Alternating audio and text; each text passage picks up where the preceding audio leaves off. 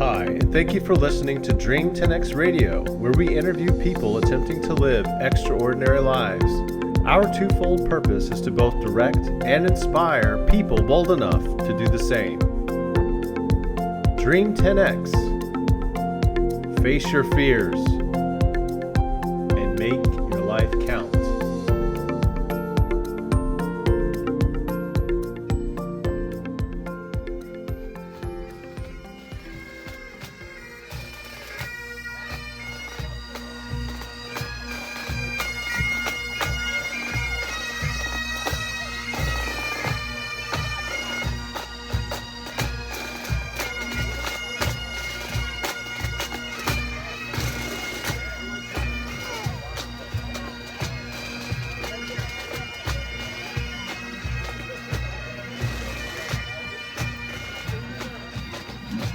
Hey guys, it's your boy JC, and this is Dream 10X episode 45. Welcome, and I'm with my lovely wife, Dr. Capel here.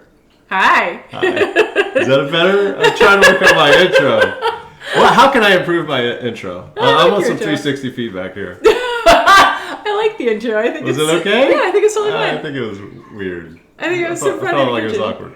Why do you think it was awkward? I don't know. Do you guys like our intro? Do you like my intro or not? Let me know. Send me an email at dream10x@novelisttracker.com. Let me know what you think about my intro. I need some 360 feedback here. I'm trying to rapidly improve this podcast. So I would be your peer, 360. Who's your supervisor? Dream 10X has no supervisor. You can find us on iTunes, Apple iTunes. You can also find our podcast on Android and Alexa. We have an Alexa app. You can just ask Alexa to play an episode or find an episode, and something interests you. Just search for it through the voice interface there, voice user interface.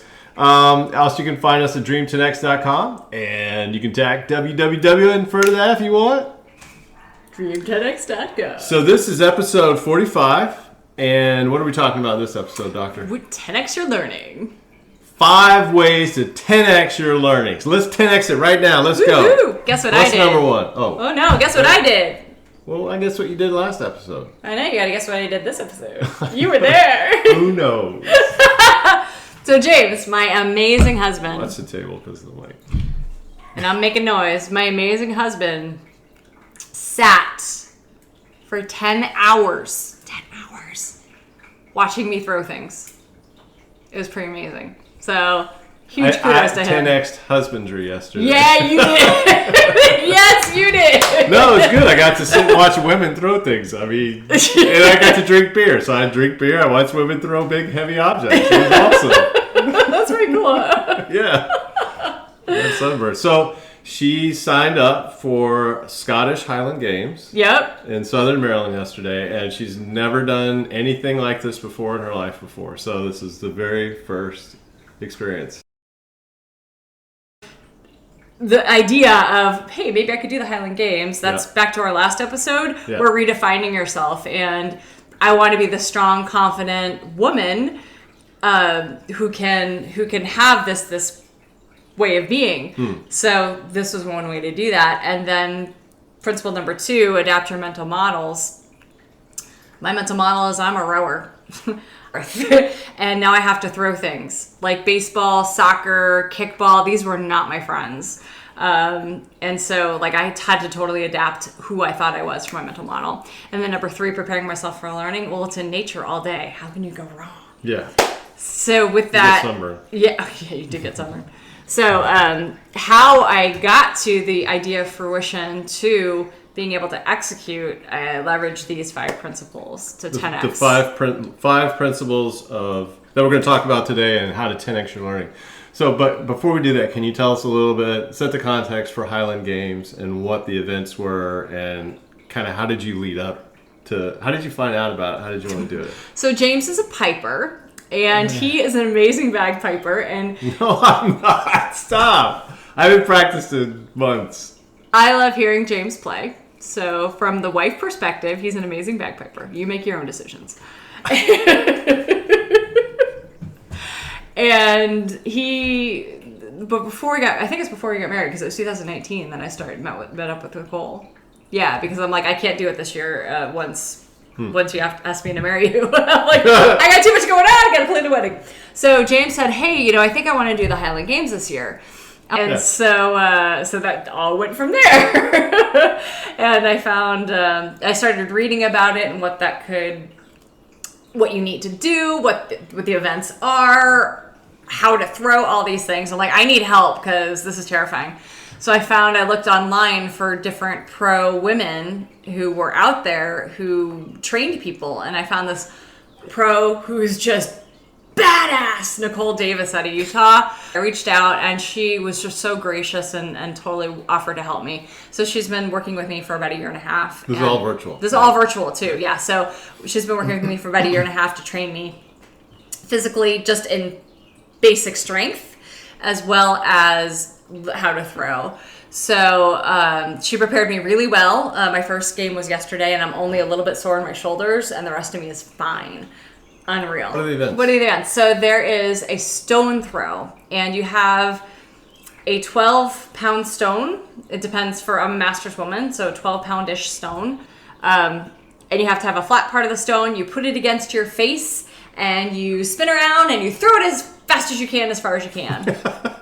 Super fun. Klutzy girl. Scary stuff. And then there is the hammer throw, which is one of my favorites. And you take like a mace that's super floppy. So you take like a piece of spaghetti, put a weight on the end of it, and you got to throw it around your head and toss it behind you.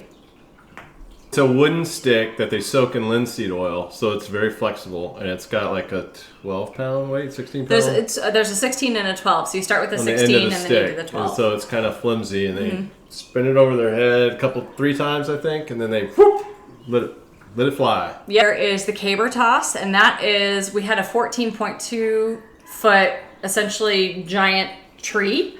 That's what caber means. Caber means tree in Gaelic. I thought it meant hard to throw. Either one. And they actually make the caber almost on the field. It's just yesterday it was just cedar trunks of trees, and they're like shaving them with a chainsaw. It was really cool. I was like, that's very hardcore. Yeah. And so, I'm guessing, I don't know the weight, but it's probably about 45 pounds. You think? Oh, really? Yeah. Okay. I'm guessing. It looked big. Yeah. Big and heavy. But it wasn't like super heavy. It had some weight, but it wasn't like crazy heavy. The hard part was the height. Yeah. Yeah. So how tall did you say it was? It was 14.2. Yeah, and it was very unwieldy to get it. You got to pick it up and get it on your shoulder, and it has a tendency to want to go backwards because the majority of the tree is above your head. So you got to balance it, and then you got to run with it, and you got to flip it end over end. Yeah. And then perfect landing is at 12 o'clock. 12 o'clock. Yeah. And then there's I was terrified of this one, weight over height. So it's essentially throwing a kettlebell over your head over a bar. I was worried. So you go whoosh backwards, and it goes over a bar and lands. I was pretty sure she needed to wear a helmet for that, but yeah, it was okay actually. Yeah. I walk into walls, trip over air. So throwing bells or kettlebells over my head. What could go wrong? But actually, it ended up being my favorite. The one I was most terrified of, and the one that now is my favorite. There is the sheaf toss. So it's you take a pitchfork and you throw a bag of hay, and that's 12 pounds. Oh, so the weight over bar, that was 21 pounds. So 21 pounds. And then the sheaf toss, I think, was 12 pounds, 10 or 12 pounds. And so it's a bag of hay, again, over a giant bar. And the woman who trained me for this one, on the spot training, had the Masters world record for throwing 32 feet in the air. That's high. Yeah, so for getting on the spot training, I had literally the best in the world training me right there. So how cool is that? And then the last one is the weight for distance. And that is where you throw like a bar with a chain on it as far as you can. So that's the event. So the context of the Highland Games and learning is we started talking about it on the way home, and how it was such an intense period for her to learn these events yesterday, because she even though she had been like thinking about this and kind of pseudo trained, she'd been working with a coach virtually for probably a year and a half, something like that, a year, right? Yeah, about a year and a half. But it was like on my own as an individial. So and so to train for a Tabor, she had like all kinds of these weird anything she could find, she was trying to mimic.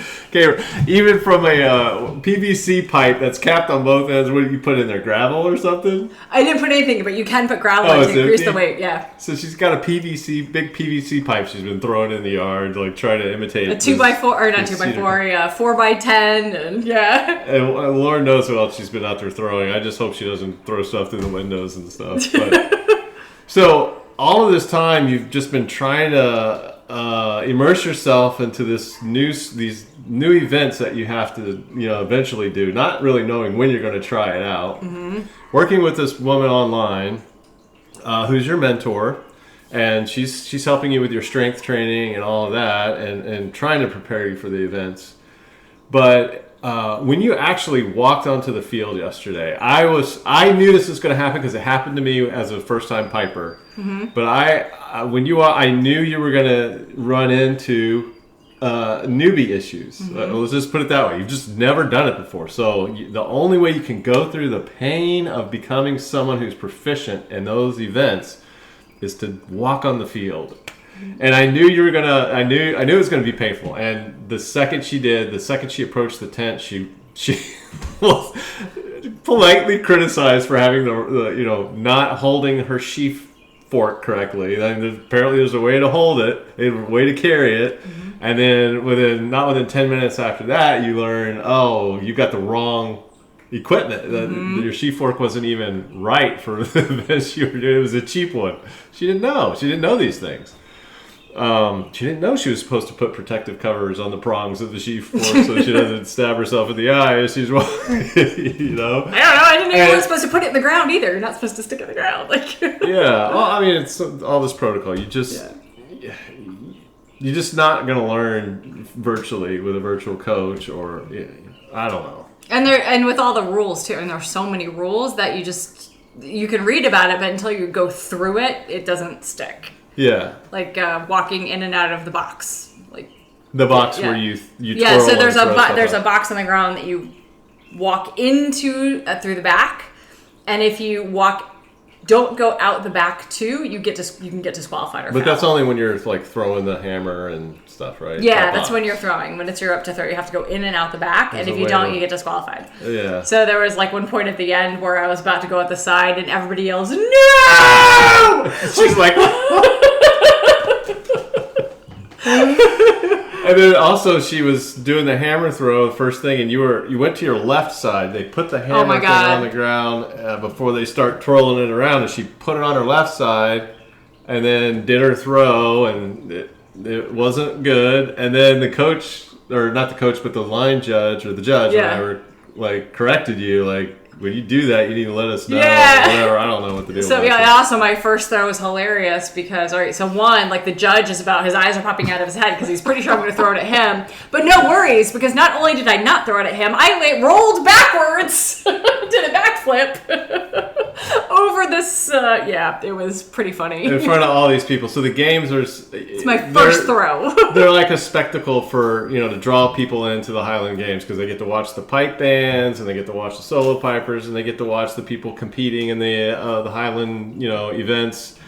And so there's a lot of people like coming in, watching, in my mind, it's kind of like, wow, it's kind of like this gladiators arena. It totally is. The men are doing their thing and the women are over here doing their thing. And she's never done it before, and she's just learning on the fly, and just picking everybody's brains. Like, what do I do? How do I do this? Like, how can I do better? Like, each event. And luckily, the women there were very nice to her, and we're very open with explaining to you how to improve your throws and your technique, and learning the protocol really quick.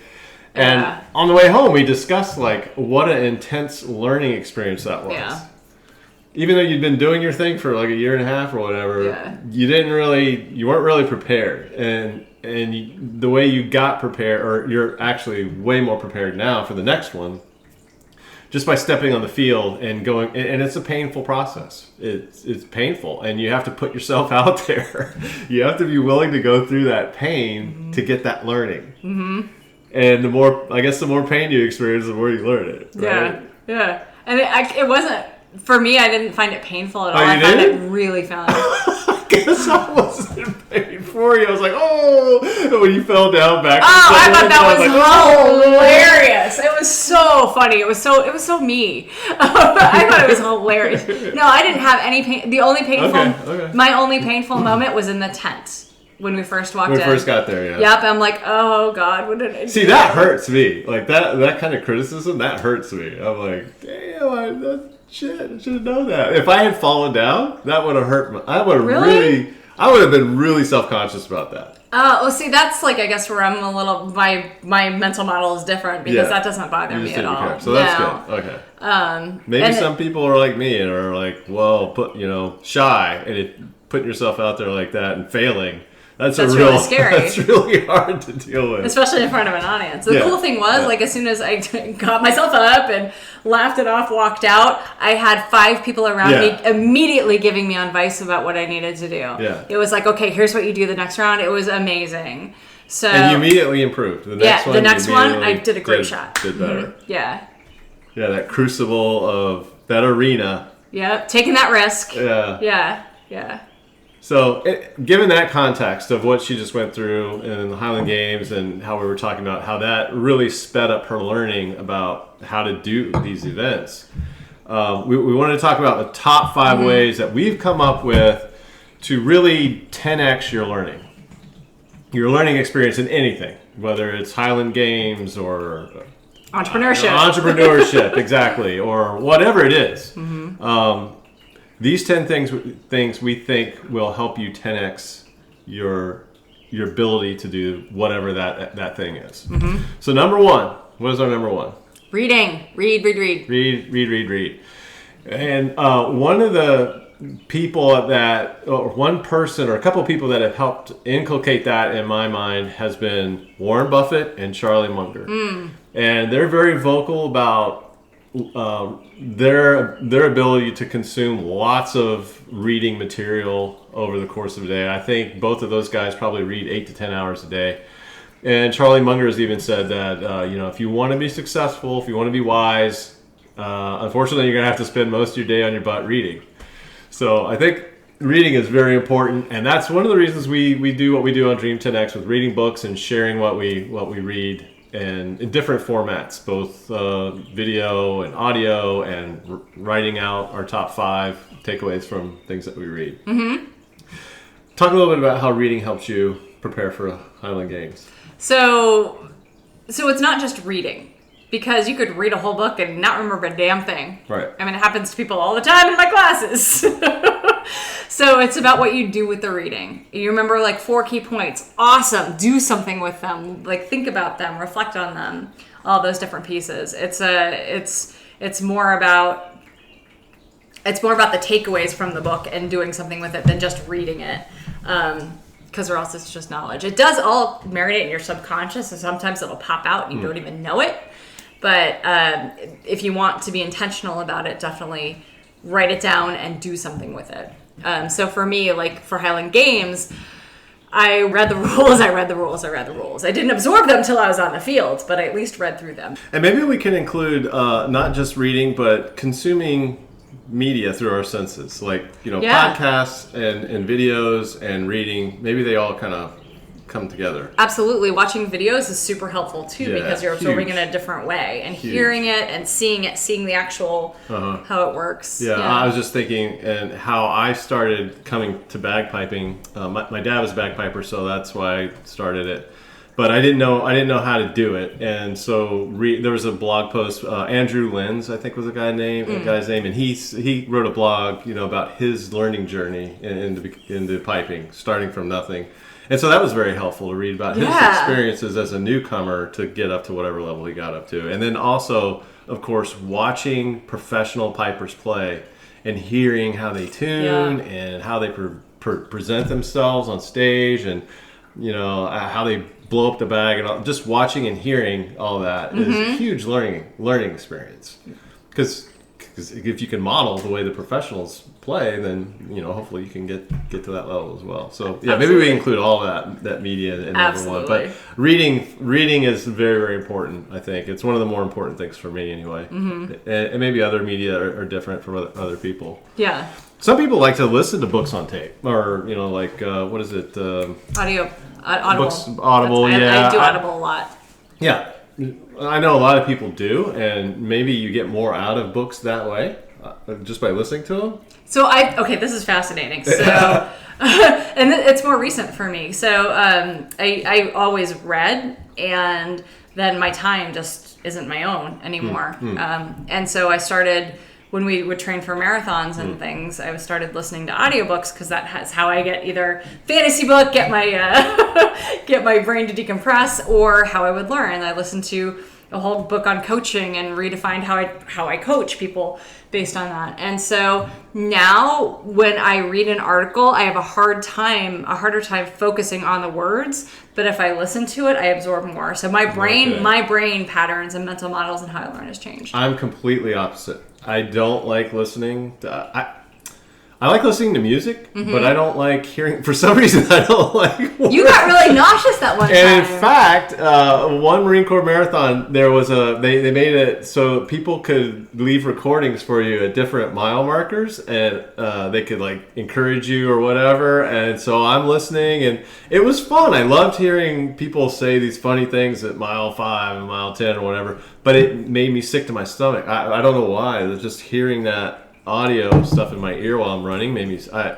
Even when I'm rowing, I don't like anything when I'm rowing. Yeah. No music, no nothing. I just want to be in my head. So it's weird. I don't know. People are different, I guess. All right. So number one, reading, media, video, audio, whatever floats your boat there. Absorb that information. Helps you get it in your brain as fast as possible.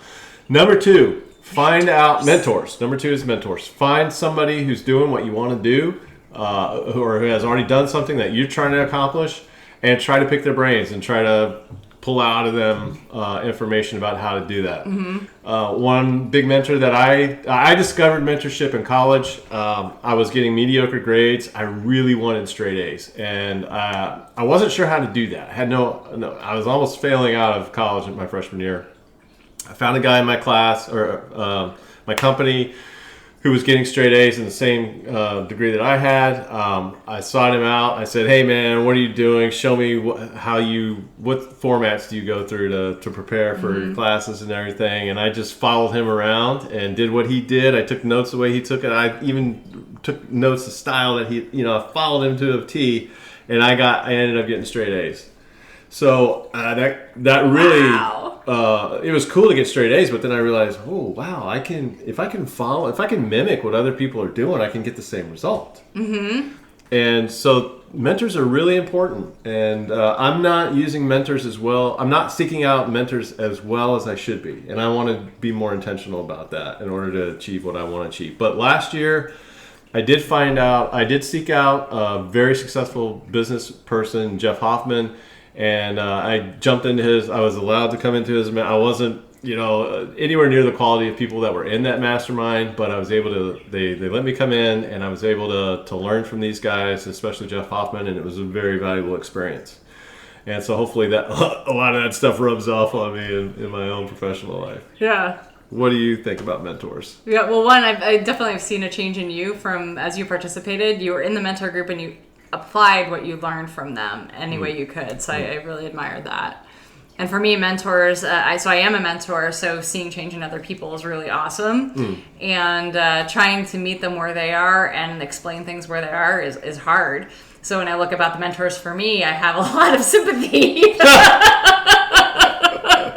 And especially yesterday at the games, because they definitely met me where I was, fundamental levels. And I so appreciate one lady, Stacy, she's again the world champion for the sheaf toss. Oh, she's so badass. And I thanked her at the end of the day, and she's like, "I know what it's like to be new. I know what it's like to be the first time ever, and you don't know anybody, and everybody else knows each other, and it's uncomfortable, and you don't know what you're doing. So I just wanted to make sure you had a great experience, and I cannot even tell you how amazing that was. Yeah, and on the way back, I wanted to share this comment that my perception is that women handle these types of things totally different than men. I think if I were a new man coming into a Highland game, it would be dog eat dog, everybody. Maybe not. Maybe these guys are different, but just in my experience in learning new things as a man, it's every man for himself kind of most of the time. You got to figure stuff out on your own. Whereas the women on this thing, you guys they were just out competing against themselves. They could care less where they stood with, amongst the group.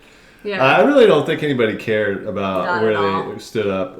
And everybody was really helpful. If anybody was I think if anybody was struggling and open and receptive to feedback, I think they were more than willing to provide that. And I think that's why they helped you, because you were constantly asking, like, what can I do? Please help! Yeah. You saw this terrified look. That was the first words out of her mouth when she got there. I've never done this before. Help! Everyone's like, who's your coach? I don't have a coach here. It's virtual. Oh my God. Everybody panic! That's pretty funny. So, yeah, it was really nice to watch that. I enjoyed that. Thank you. Yeah, it's good. Yeah, and I'm so grateful to these women who are just so supportive, because I would not have gotten through the day without them. So mentors. Mentors. Any other notes on mentors for you?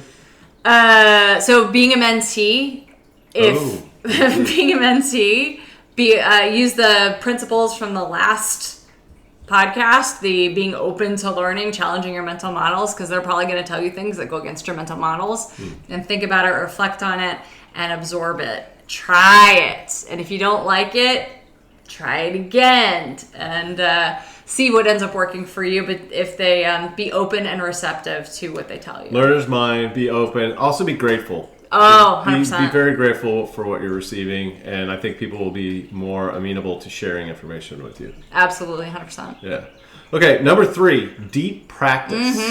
Deep practice. What does that mean to you? So, all right. So, in the context of the Highland Games, That was deep practice. when I was out there by myself, so Malcolm Gladwell talks about 10,000 hours of practice, doing something for 10,000 hours, and you become an expert, right? Yeah. So I went out there and I threw, and I didn't throw 10,000 hours, but I threw a lot.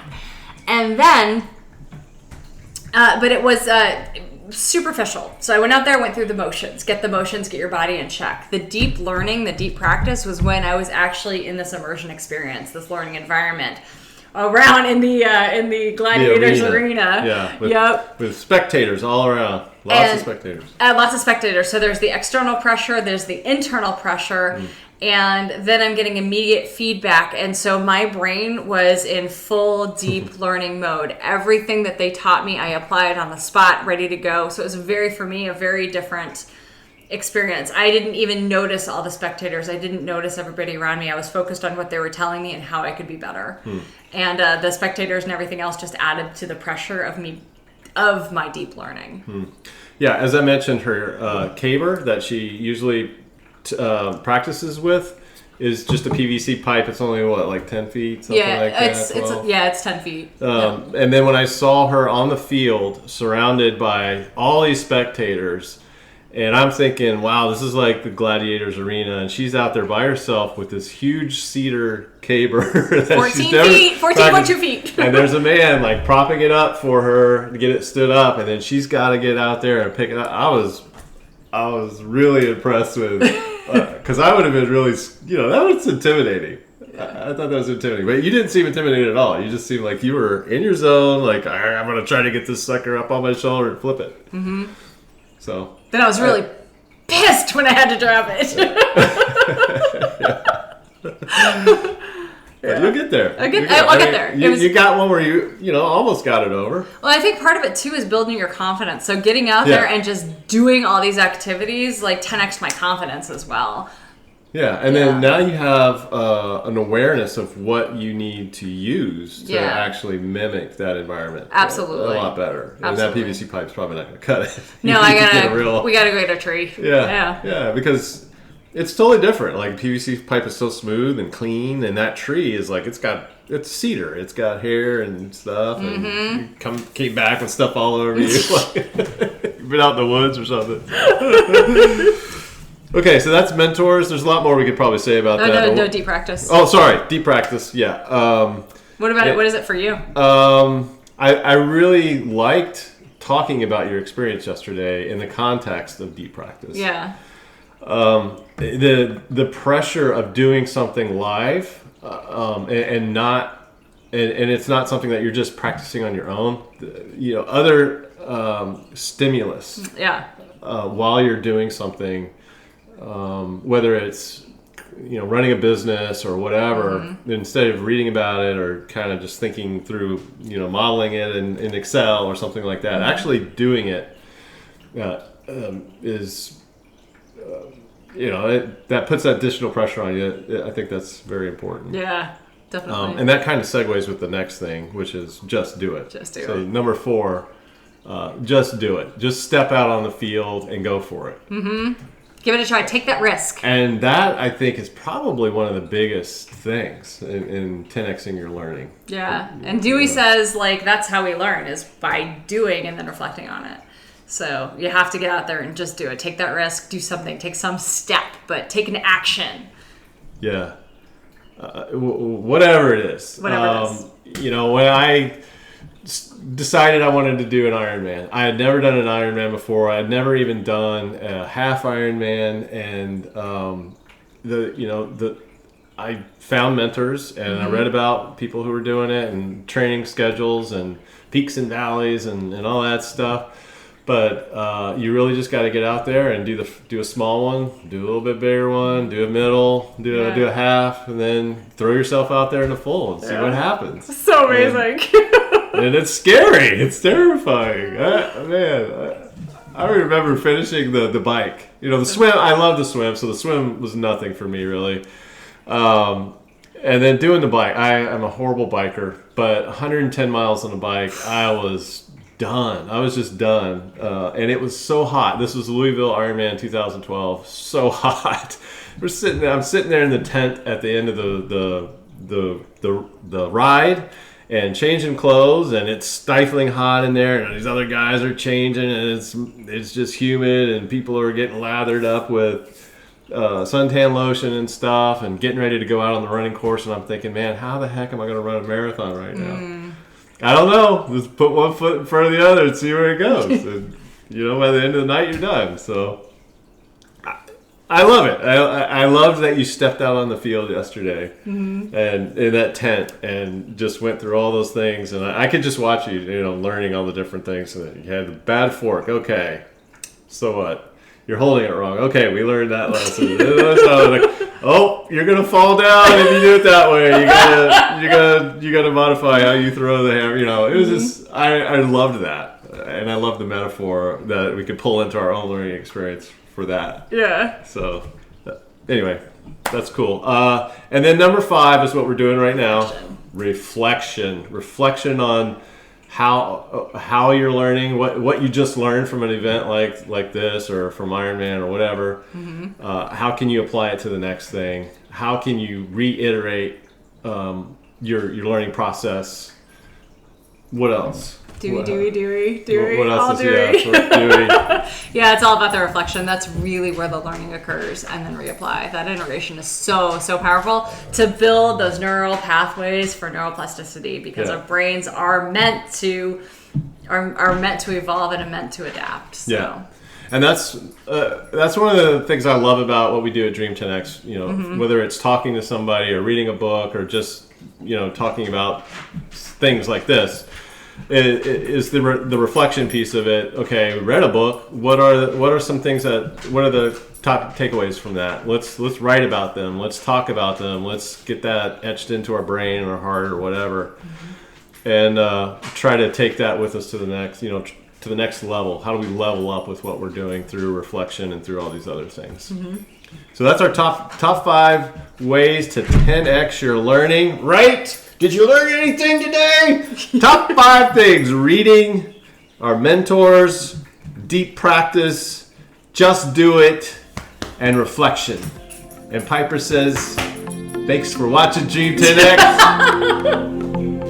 See you next time.